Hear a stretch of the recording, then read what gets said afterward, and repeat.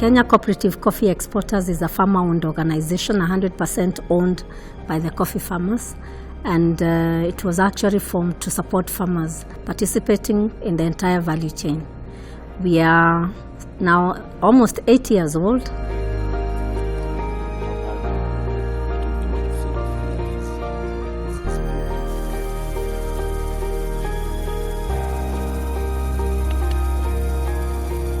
When Kenya Cooperative Coffee Exporters was started back in 2009, it was with a view of exploring the direct trade for the cooperative farmers. Direct marketing have helped the farmers to get the best prices, which are better than the auction prices they used to get. The farmers are able now to listen to the buyers. What do the buyers say about their coffee? And that relationship, that linkage really completes the circuit for the coffee, and it demystifies the coffee business. Much as the coffee prices are controlled by the international market, when there is a relationship, they are willing to pay more, as long as they know that the farmers are the beneficiaries. The buyers have felt that in this kind of relationship, they also need to support the farmers in production, and we have had several partnerships where we have buyers supporting activities at the wet mill. We know what the cost of the coffee before it is sold. So the contract must be brought to us. We agree with the prices, and that never happened before. The amount of money that farmers are being paid per kilo of cherry grew from as low as 20 shillings. Over the last 5 years, we have seen prices for coffee now stabilizing at not less than 60 shillings per kg of cherry. I can confidently say that there are some societies whose coffee are sold through direct trade up to the tune of about 60%. Mr. Kraus from Denmark, and he is one of our major buyers of canned coffee. He buys about 30%, and that is a huge amount of coffee.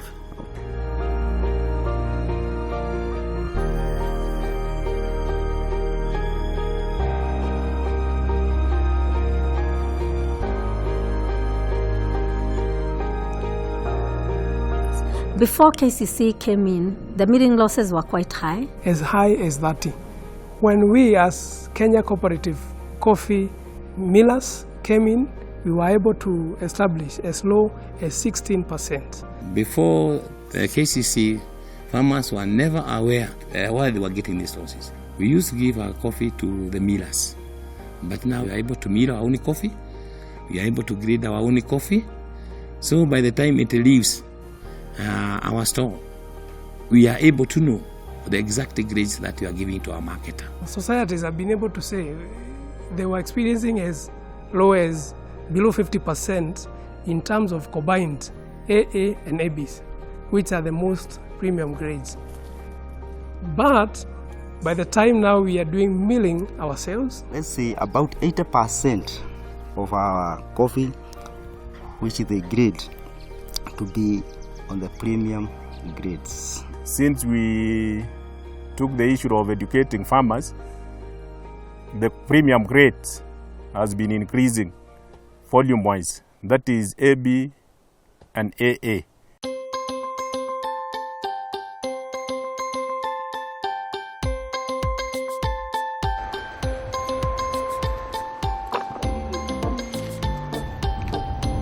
Traditionally, Kenya coffee all used to be exported as green beans, and there was no value addition that was being done then. And value addition in this case is not roasting coffee. It's actually supporting the farmer from production, supporting them even at the processing level. You also add value because a lot of coffee deteriorates during processing. Many cooperatives have come to us and they have requested us to support them because they don't have the facilities. Before the Kcce, we did have value addition. We were just taking our coffee to other millers. But now we are able to do it ourselves. We are also assisting the farmers, especially the cooperative societies, set aside parts of their coffee we roast and package for them and give back to them to sell to their farmers, so that their farmers can also drink part of their coffee. The other value addition we do is at the milling level, where we have low milling losses and proper grading of coffee. Of course, when you grade the coffee properly, the value becomes higher. And then also during trading, where we do a bit of hand picking to improve on the quality, remove the defects, so that the final cup is of better quality, and that also fetches good money. We have a division that concentrates on the marketing of the value-added coffee through the regular retail chains, through supermarkets and the small retail shops.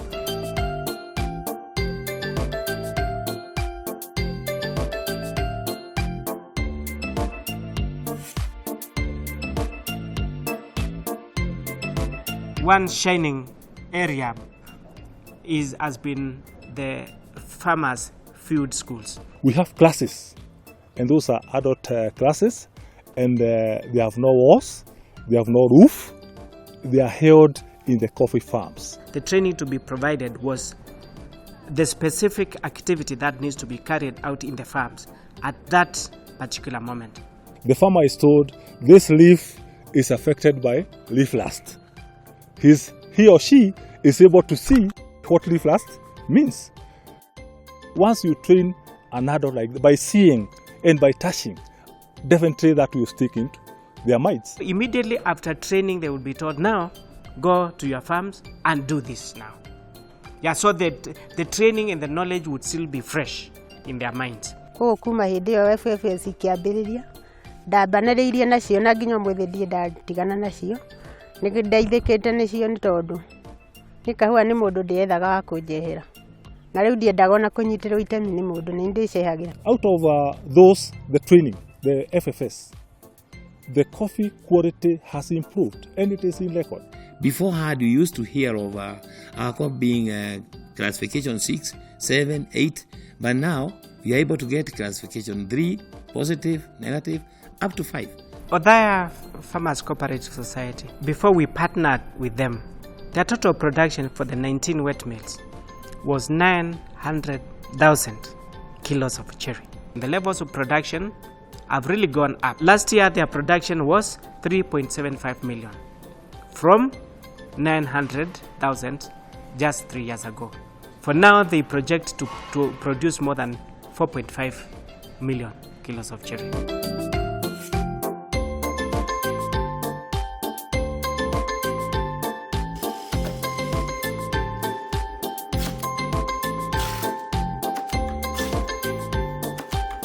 It is important for us to ensure that the farmer becomes a partner and walks the journey with us, so that when we now give feedback, they are willing to take up the recommendations.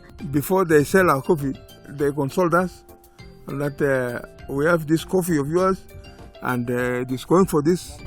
Either a marketer is not satisfied with the price, it is held.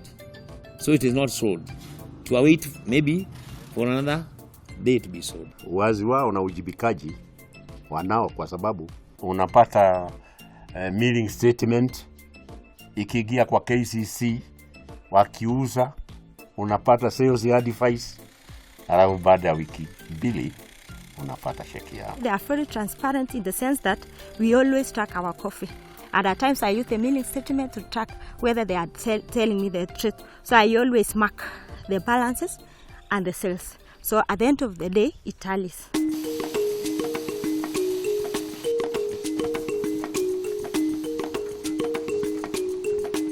One of the challenge has been communication, dealing with farmers who are not knowledgeable. For many years, the information was never given to them. We are seeing that being overcome by training. The coffee farmers face a lot of challenges. 1, because of the raw payments. 2, farm inputs. 3, there's political interference in the whole industry. 4, they don't seem to be the owners of the coffee. They have little say as far as the whole industry is concerned. Once we have delivered our crop to the coffee factory, we expect that we shall get good returns from that. It's not really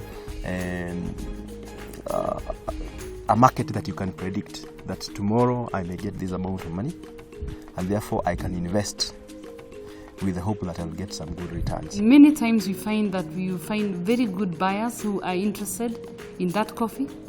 They'll buy it 1 year, but come next year, that society signs a contract with another marketer, and this interrupts the linkage that was already forming between him and the buyer.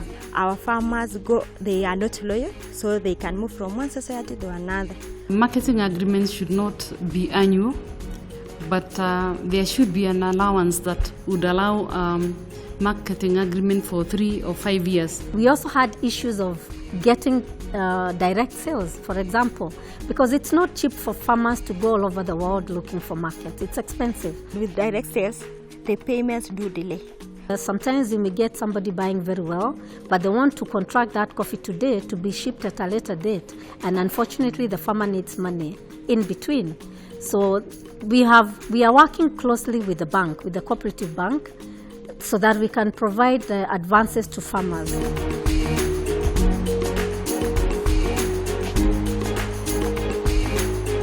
The future is direct sales. We are sure of a good business in coffee now and in future. We can tell you for sure, no one is cutting down coffee trees, but there's a lot of planting of coffee trees. What does that say? It says that coffee is going to be there tomorrow. There is no other crop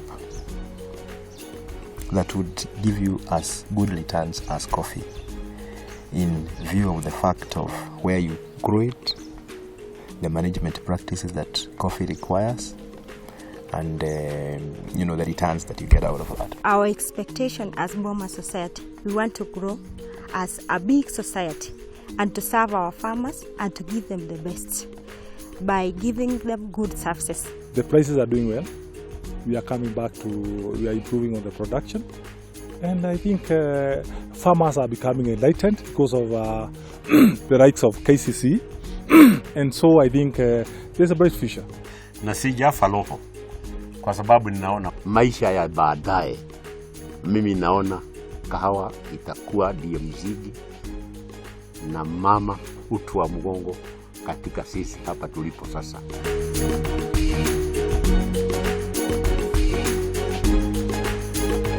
Tangu tuingie katika Kcce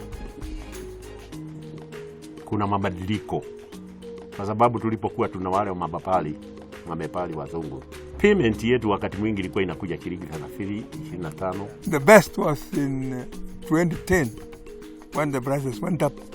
That was the time we were paid 70 shillings per kilo. I wanted to put up a house. After hard work from the farm, I relaxed in a very good house, and that was the time when I bought the material for building. That was in 2010. And in 2012, it was also not bad. So I started putting up a house, because I used to stay in a timber house. Each year we are producing around 10,000 seedlings. And we are selling to our members, specifically to our members, meaning we are expanding as far as acreage is concerned, which will finally increase the production within the region. When we went to Kcce, because they always give the best to the farmer, they are training us on to minimize the cost of production and to maximize the production. I have already bought a plot. This is the time I'm also very proud, because I have educated my children. One time, we were given coffee by a society called Kibirigwi. Initially, when we told them they could earn even 50 shillings, they thought we were joking because they had not earned that kind of money. And we paid them very well. And a year down the line, when I went back for an AGM, an old lady stood up and said, since they gave us coffee and we paid them, she has stopped going to the river to carry water on her back. She was able to buy a water tank. It is impacting on the very, very vulnerable group of farmers within the cooperative societies. Kcce.